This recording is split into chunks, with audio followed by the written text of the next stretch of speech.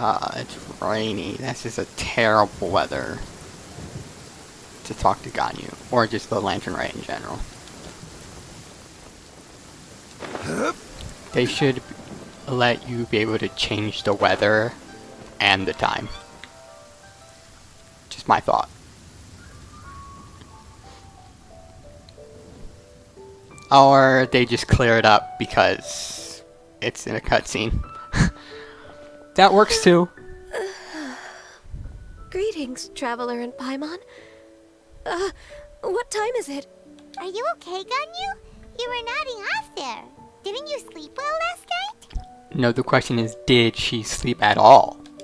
I'm fine. Don't worry about me. Let's discuss the matter at hand. I'll take that as no, she didn't sleep at all. Since last She was time, busy I've working. been thinking a lot about the story Paimon told me. In essence, someone rescued a drowning man and performed some music. If that were all there was to it, it could have been many people, human or Adeptus. But the tune was allegedly so wonderful that the drowning man forgot about everything else, even his own impending death, and only came to his senses after being brought to shore. Perhaps there was an adeptal power at work in that music that he, as a mortal, could not perceive. Or perhaps he sensed a power surrounding him but lacked the words to describe it, not knowing where it came from. Either way, if this part of the story is true, then the rescuer has to have been an Adeptus. That's my guess. You really think so? But this story is all the way from Fontaine. Isn't this a bit of a long shot? Also, Paimon's really curious about how people from Fontaine think this fairy lady looked. Imagine her having wings. Maybe they gave her horns. Then she'd look just like Ganyu. Guess that does technically make sense. Actually, Ganyu, if you had to save a drowning person, how would you go about it? I'm sure not to sing a song. Huh? Me? Well, I'd get them to the shore, and then I'd probably hide behind a tree and watch them for a while. That's adorable. Too Once I shy. was sure that they were going to be okay, I'd slip away without a sound. So, yep. I'm Got good it. with this. So basically, Ganyu's the type of person who doesn't like taking credit for her good deeds. No, it's not like that. I'm just not very good at explaining things. And I also find it really awkward accepting other people's gratitude. Makes Well, sense. What if this Adeptus in the story had a similar attitude? That would explain why she just left without saying a word. She was probably thinking something like, one was merely passing by and saw fit to address this egregious disruption to one's graceful zithering at once. You may keep your thanks to yourself. That was actually a very good impression of Cloud Retainer, Paimon. As far as I'm aware, Cloud Retainer isn't the most musically gifted. Still, we can't completely rule her out just yet. If we set off now, we could head to Mount Outsung and ask her about it. So she can tell us more embarrassing You'll be stories. able to confirm either way if it's her, and I can, I've been in Lea Harbor for so long now that I'm just not as familiar with the Adepti anymore. If there's anything we want to know about them, she's the best person to ask. Sounds great! And we're pretty close with Cloud Retainer by now, so we probably don't even need to bring her food this time, right? I've prepared a gift for her to mark the festival. Oh, okay. Just in case. However, Reservations, yeah. She doesn't want embarrassing stories told. Cloud Retainer spends most of her days studying mechanisms in her abode. She's on her own so much of the time that the moment she has someone to chat with, she just... Yeah. Never mind. I promised I'd help Mr. Dvorak, and now that I've made the contract, I can't be having second thoughts. Yeah, Zhongli would not be too Traveler? pleased with you. Paimon, let's set off for Cloud Retainer's abode. Seems like this is a tough decision for Ganyu, but she's made up her mind now. Paimon gets why she'd be so anxious. Okay, how about this? If Cloud Retainer tries to start telling Yeah. stories about her again this year, Yeah, that's funny. we should pipe up and change the topic. Wait, did she leave already? Hey, Ganyu, wait up! She was out.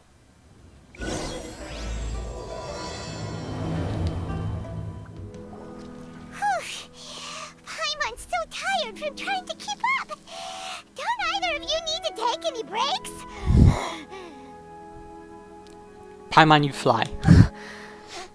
I can't believe it. Cloud Retainer is not here. Huh? Did we miss her? She doesn't like to travel, so in the past, it's always been the other Adepti who come to visit her during the festivals. Ran into trouble. Somehow Paimon doubts that anything could cause serious trouble for her. True. Now that I think about it, Cloud Retainer would be quite capable of taking care of anything on her own. There's no need to worry about her. Since she's not here, I guess the next step is to check all the other Adepti abodes, one by one. Oh, are we going to see the other Adepti now? Because we haven't seen Moon Carver or Mountain Shaper, like, at all. For, like, a while. Uh-oh. It's normally just Would Cloud it involve Retainer. a lot more traveling? It would be a nice touch for this year's Lantern Rite. Paimon has a great idea!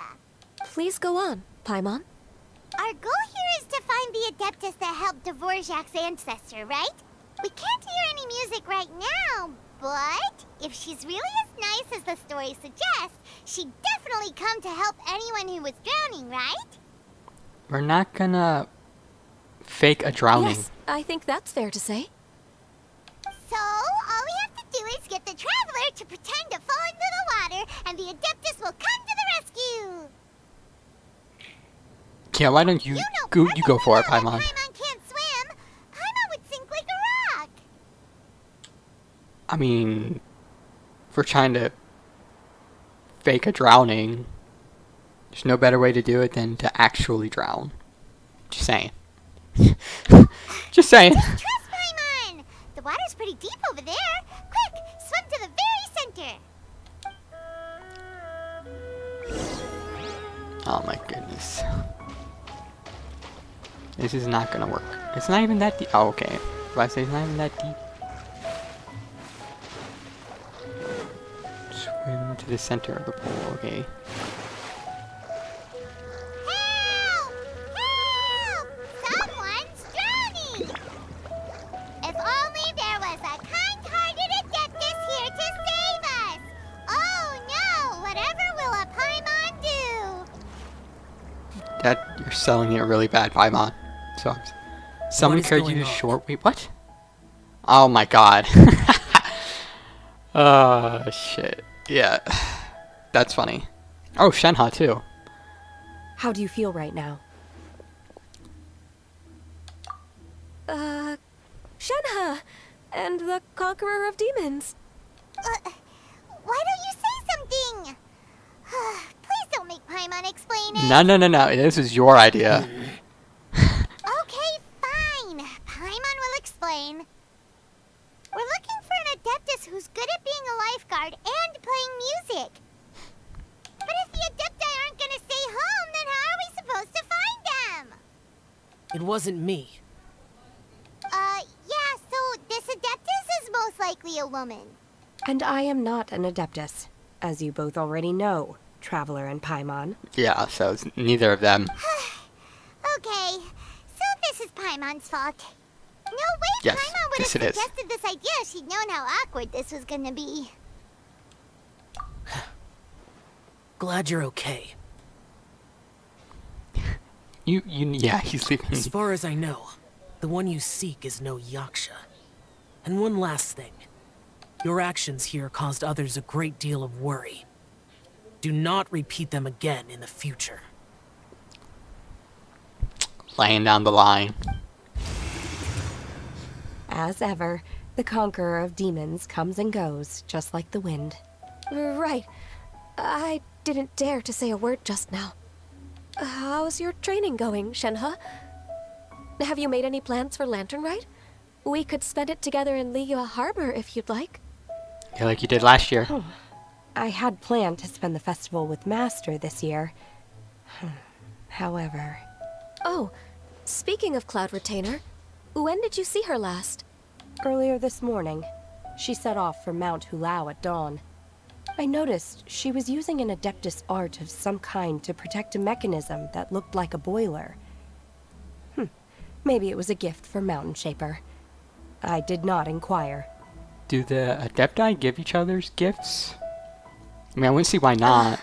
So we just missed her. Please excuse me for a moment. I think I'll leave the gift in her abode. Sure. Thank you. It sounds like Ganyu and Shenhe have gotten a lot closer recently. Yes. During the summer and winter, I continue to train with Master. In the other months of the year, I have been learning to adapt to human life in Liyue Harbor. Yeah, how's that going? Ganyu arranged accommodations for me in the city, and also recommended several work positions for me. I can't imagine seeing Shenhe doing But work. when I try to blend in by referring to her as Miss Ganyu or Lady Ganyu, like the others, she says I mustn't address her like that. Sometimes I'm supposed to copy other people. Sometimes I'm not. It's a little difficult to keep track of everything. Oh, is that what it is? Noted. Yeah, So, you came looking for Master today because you wanted to ask her about the Mystery Adeptus. Is that right? correct. Oh, speaking of that, have you ever heard any music while out training in the mountains? Music? What is that? Oh, okay. So no, she hasn't. It's a kind of a happy or relaxing sound, or a nerve-wracking sound, or even a terrifying one. Yeah, it's kind of hard to explain what music is. Now that I think about it. Okay, I'm done. I also left her a note so that she knows where to find us. We won't miss her again. Yay! That's really helpful. Thanks. We were just talking about this thing called music, and based on Paimon's description, I do believe I hear it every day. Please follow me. Oh, really? Great, let's go! Watch it not be what we're referring to. This is the place. I enjoy training here to the sound of music. Oh no!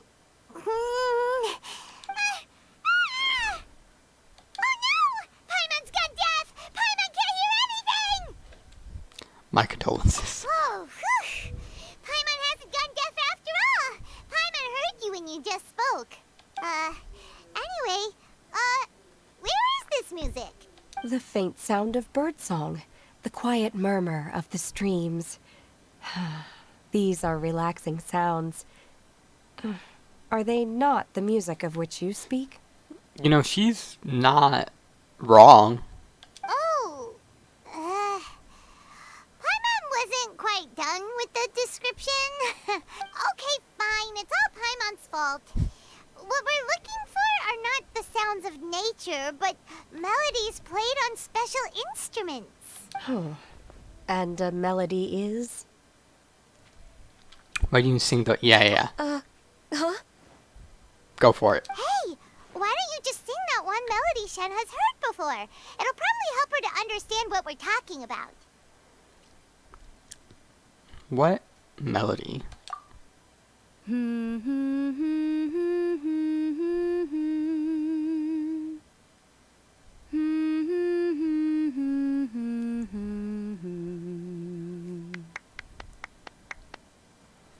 Oh, was that from the opera that Yunjin sang?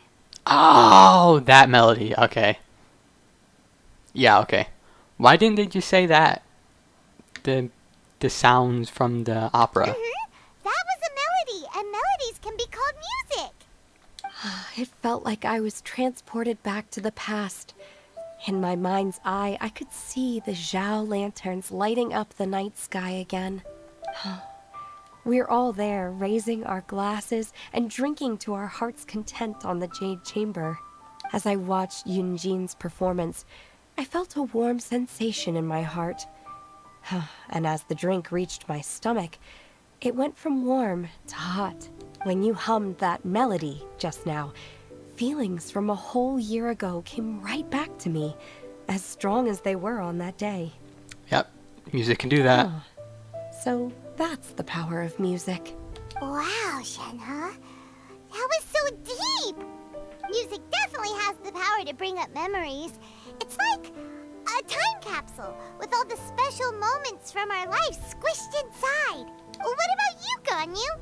Are there any melodies that have left a deep impression on you? I don't remember if my parents ever sang any lullabies to me. So it's not Ganyu's mom.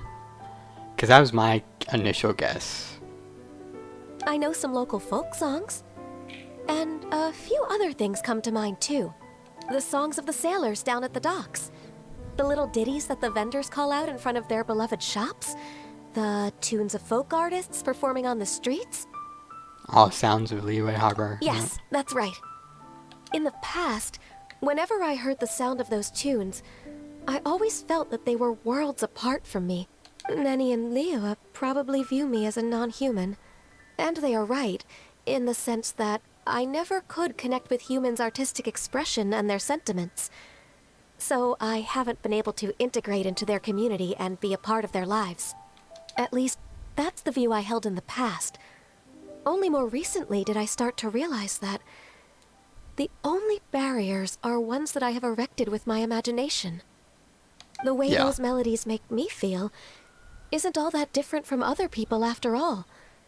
They're about mundane details of everyday existence. Life's ups and downs, joys and sorrows. Even though we come from different backgrounds and have different stories to tell, when it comes down to the most common things that we see and experience around us each day in the city, in that sense, we're all the same. Yeah, you're just people. You go, Ganyu! You're really making progress. You have loads of friends in Liyue Harbor when you think about it. Like, okay, maybe some are more like coworkers and bosses. But at the very least, Kuching and Shenna are your friends now, right? And I'm sure Ning Wong to an extent. Yes, I am. Technically speaking, we should refer to each other by the conventional forms of address used among fellow disciples. But now that I know what constitutes a friendship, I do believe we are more friends than co-disciples. Thank you, everyone. Once the days are warmer, I would like to host you at my home in the city. Please invite Kuching as well. Nice. I've planted many types of flowers. I'm sure some of them will be to your taste. Oh yeah, they're just gonna eat freaking Chingsing flowers and violet You are grass. too kind. I couldn't possibly. Nonsense. You are my friend. I don't know if Kaching would be completely down for that. I have cultivated and cared for the flowers just as you taught me. Once you've seen them for yourself, I am sure you can advise me how to do an even better job next time. I will save some for decoration. We can feast on the rest. Then, thank you in advance. Wait, what is that saying again? If you insist? Do people say that? I'm not completely sure either. Yes, they do say that. It doesn't matter, okay? You got the point across. No need to split hairs. Paimon's more concerned about your idea of a girls' night out. Eating flowers? Really? Does this have anything to do with you both being the disciples of that illuminated bird? Yes, that has everything to do with that. I doubt Kaching would be munching on any flowers. Yeah, that's what I said. Who dares refer to one Oh. not by one's adeptus title, but merely as that illuminated bird? See, here's the thing. We didn't know you were eavesdropping. Master, Our greetings, Cloud Retainer. Ah! There it is! The illuminated bird has landed! She keeps going. Double humph. Now she has the gall to use it rather than she, even after being chastised once already. Barely a moment has passed since we last met, and yet your impertinence has reached new heights. Very well. If you refuse to learn your lesson, one shall scold you no further.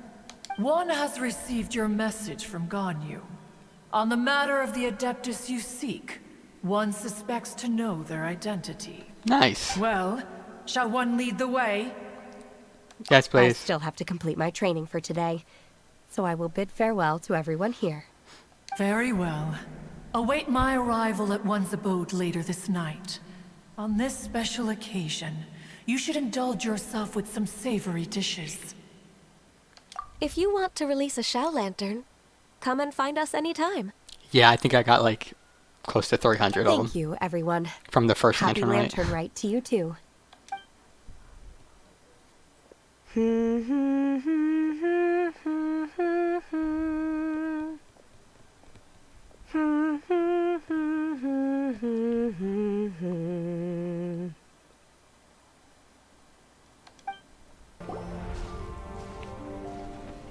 Is this Quaily Plains? Cloud Retainer, why did you bring us here? Ganyu is of course familiar with the name Guizhong, but have you ever heard of her? I've heard it from somewhere. Guizhong is another name of Agentis, the god of dust. She was extroverted in nature and adored social gatherings and inventions alike. That's how. Okay, because Zhongli is definitely more introverted than anything, so that would make sense that she is the extrovert. Long ago, this region was yet a prosperous assembly. Guizhong often invited her friends to visit her home, reserving for us seats around the largest stone table. Sea Gazer would always bring out his latest treasure and place it upon the table. He could be quite the braggart. Though usually a mild-mannered fellow, when it came to those collectibles he was so fond of, he always loved to show them off. Paimon remembers that name. So that's what Sea Gazer was like. So he was a collector. He was an old friend and a former rival. One has many memories of him. Once he had brought out the treasure, it would predictably become the center of attention. Neither Guizhong nor one was content to let him just steal the spotlight.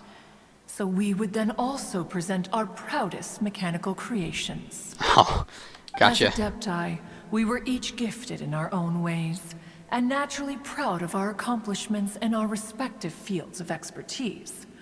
As a result, one often quarreled with Sea Gazer. Yeah, I believe it. His treasures were not even of his own making. He just used his exploration skills to dig them out of the ground. How, pray tell, could he compare to me, when every single one of one's accomplishments were crafted by one's own hand? I see that's how they got into arguments. Cloud Retainer, you are getting confused. Yeah. Yeah, just a little bit. One digresses. Regardless, every time an argument occurred, Guizhong would come over to watch us during our mutual lambastics. On some occasions, she would join in, and on others, she'd take one of us by the limb and start uttering the most ridiculous nonsense. What kind of nonsense? No kind of nonsense were we spared. Sometimes she would brazenly opine, why argue between yourselves when neither of you could ever hope to beat me? Oh, jeez. Other times, she would make unsolicited suggestions, such as, once you two are done arguing, let's go to the foot of the mountain and grill some meat. She always sought to make everyone happy, and one must say, she had quite the gift for it. No matter what nonsense she said, one never felt bothered or offended. It also helped that she never referred to one as that illuminated bird or ladybird. Oh my goodness, let it go, Cloud Retainer, okay? Come on, get over yourself. For once, I'm with Paimon on this one. Anyway, just as our impassioned arguments would reach the apex of acrimony, Marchosius would bring his delectable dishes to the table. Who would dare snub the stove god and his wondrous creations? At the sight of him, we would all immediately drop the argument and prepare the table for a night of feasting and drinking. So Groba is the one that calmed everybody down. Gotcha. Back then, one was always bothered by how the cups Rex Lapis brought were always too square for one's taste. Can you see yourselves ever enjoying a drink from a square cup? I mean, I would say just drink from the corner, but even then, I don't know, man. I don't really mind. Then you are most tolerant, but that is its own virtue.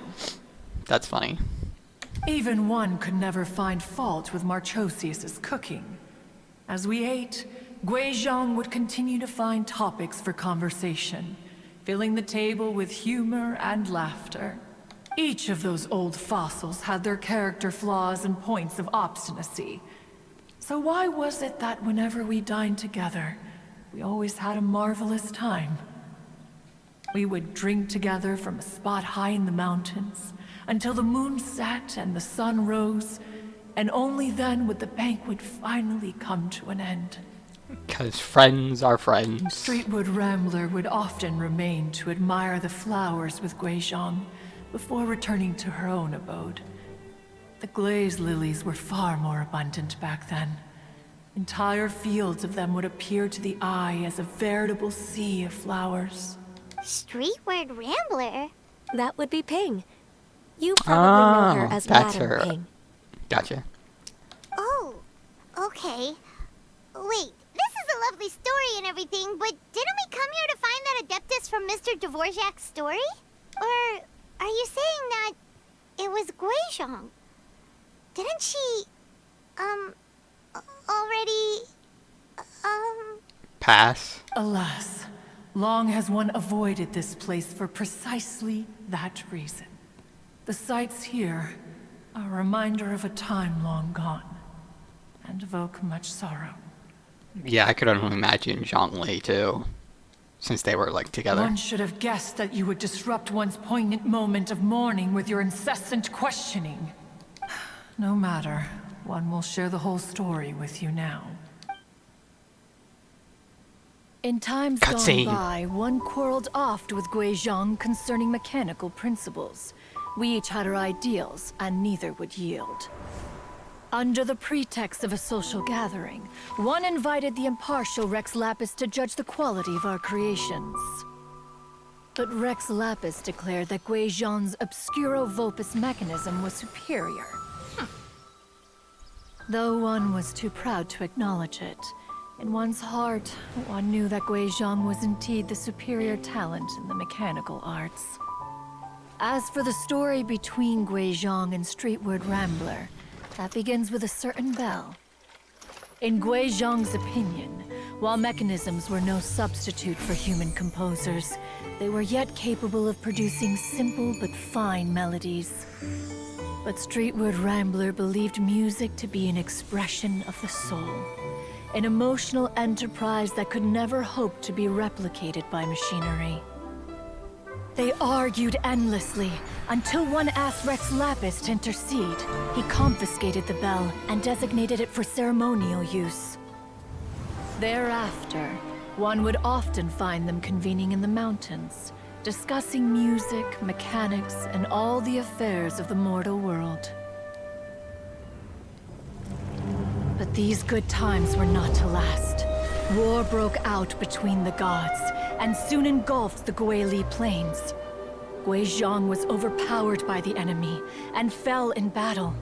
When Streetwood Rambler and I arrived at the scene at long last, all that remained among the ruins was her lifeless body. After this, at Streetwood Rambler's request, Rex Lapis granted her the cleansing bell for safekeeping. To honor our friend's memory, one made a few finishing touches to her ballistic device. Many Lantern Rites have passed since then. Many greetings and goodbyes. Upon what do you gaze? The Guili Plains? No, it's everything.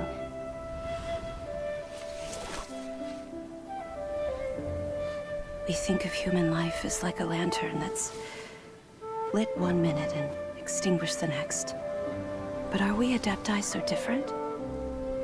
Perhaps as dust settles after a storm, we too must one day return to the world below. One has always been austere and private by nature, and has never relished socializing. One's dealings with Guizhong were born out of discussions on the discipline of mechanics. Okay, a few things. I didn't know Cloud Retainer's human form had that like like hot secretary look. Just throwing it out there. And I didn't expect Gui Zhang to look like that. I figured she'll be more like mature looking. And now we know how Madame Ping got the bell. That explains a lot. What? You have loads of friends, and you seem pretty chatty. Just because one is not ignorant of social graces does not mean one is fond of them. One is perfectly capable of partaking in conversation despite being introverted. But in the end, one is nothing like Streetward Rambler. She is dauntless but thoughtful, not to mention eloquent and wise. Moreover, her friendship with Gui Zhang was far greater than one's own. Back when they were rivals, they would often compete against one another in the realm of musical composition. That cleansing bell was one of Gui Zhang's proudest works, having the ability to both compose and perform. Wait, that's weird. Didn't Madame Ping say she pestered an old friend for that bell? Yeah, she did. And she also said something about being a vain beauty when she was young or something. Streetward Rambler, a vain beauty. My foot. That bell has a sad history. Clearly, she refrained from sharing with you the truth of its origins, since the right time had not yet come. I mean, that makes sense. I mean, during that Archon quest, we, like, met her very briefly and asked her for the cleansing bell. Because Zhongli wanted us to get it. So we didn't know her that well. As for her old friend, who else could it be? As soon as Streetward Rambler heard that a certain Zhong Li wished to borrow the bell, she realized that the man was none other than Rex Lapis, and that he had made an enormous decision. After all, we all have known each other for several millennia. Some things between us are implicitly understood. Yeah, I mean, if you're friends with somebody for that long, you just kind of know each So other. they were talking in secret code? Oh, Paimon did not see that one coming. I don't know about secret code, but they definitely know each other really well.